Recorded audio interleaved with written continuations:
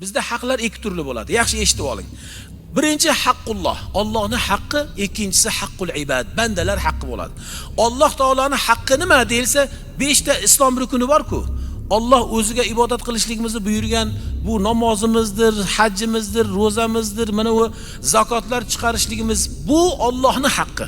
E'tibor qiling, agar qaysi bir banda Allohning haqlari bo'lgan bir huquqda bironta bir bandachilikka borib, qusurlikka borib, ya'ni bandachilikda xato qilib to'g'ri namoz o'qimagan bo'lsa, yoki ro'zalarini to'liq tutmagan bo'lsa, chidolmasdan ochib yuborgan bo'lsa, masalan, uni zotan shariatda kaforatlari bor, yoki haj vojib bo'lib hajga bormagan bo'lsa, zakoti unga vojib, zakotidan baxillik qilib chiqolmagan bo'lsa, qarang qancha bo'lsa qilyapmiz. Ya'ni bir qancha jinoyatlar.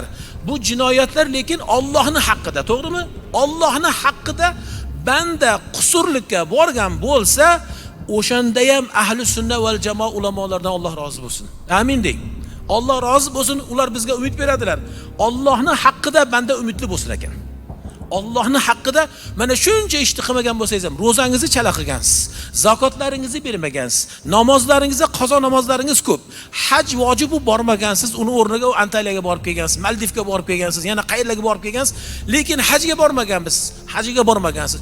Shunday bo'lsa ham ahli sunna val jamoa aqida ulamolari aytadilarki, banda mana shu holatda ham umidli bo'lsin. Ya'ni nimadan? Alloh meni mag'firat qiladi, Alloh meni afv qiladi deb umidli bo'lsin deydilar. Illa endi bandalar haqqiga kelganimizda hech ham umidli bo'lmagan ekan. Hech ham umidli bo'lmang, u banda u. O'zimizga o'xshagan o'shanaqa banda, ojiz banda, u kechib bo'pti. Endi shu o'rinda ulamolar aytadilarki, Alloh bo'la turib bandalar haqqini kechira olmas ekan. Qudrati yetmaydimi? Qudrati yetadi. Lekin Allohning o'zining va'dasi borki, bandalar to'yinki meni huzurimga kelganlarida oralaridagi haq-huquq murosasini o'zlari bir-birlaridan kechirim so'rab, haqlarni bir-birlariga halol qilmagunicha Alloh aytadi, meni jannatimga kira olmaydi deydi. Endi siz bandani haqqini yedingiz, u banda qiyomat kunida hech dirham, dinor yo'q, bu dollar, yevrolar yo'q, telefon, maqom hech yo'q bir paytida siz bilasizmi, u paytda banda hech ham kechmaydi. Banda sizni yeydi. Banda nima qiladi? Sizni aynan savoblaringizni o'ziga oladi. Agar uni savobi qolmasa, qarang, sizni o'sha gunohlaringizni hammasi o'z sizga yetarli. Uni savobi qolmadi. Sizni ustingizga yana qarang, bandani haqqiga xiyonat qilganingiz uchun uni gunohlari bitadi.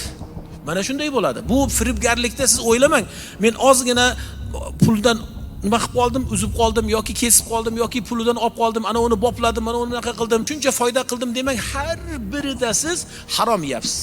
Harom yeyapsiz, qorningizni haromga to'ldiryapsiz, eng yomoni zurriyotingizdan ko'rasiz. Buni vabolini, buni azobini zurriyotingizdan o'ylamang, solihlar keladi deb. O'zingiz namozxon bo'lib, Alloh asrasin, firibgarlik bilan, mana shunaqa yolg'on savdo, yolg'on o'sha amallar bilan shug'ullanadigan bo'lsangiz, bu namozlaringizni malaikalar nima qilar ekan? Alloh aytar ekan asli. Alloh aytar ekanki, uni namozini olinglar, yuziga uringlar der ekan. Shuning uchun bir xil namozxonlarni ko'rasiz, meniki kelganlarda so'rayman, namozxonmisiz o'z deyman. Muammosi borda, so'rasam namozxonman deydi. 5 mahal o'qiysizmi deyman. 5 mahal o'qiyman, lekin haromning ichida. Nimaga? Harom yeganlik uchun yuzida nur yo'q. Nega? U yuzga farishtalar namozini urib bergan. Farishtalar olar ekan Allohning buyrug'i bilan, buni namozi menga kerak emas, yuziga uringlar bu haromxo'rni der ekan. Bugungi kunda firibgarlarimiz mana shu holatga ehtiyot bo'laylik. Bu balkim oxiratdan avval mana shu dunyolarda uni qasosi olinadi.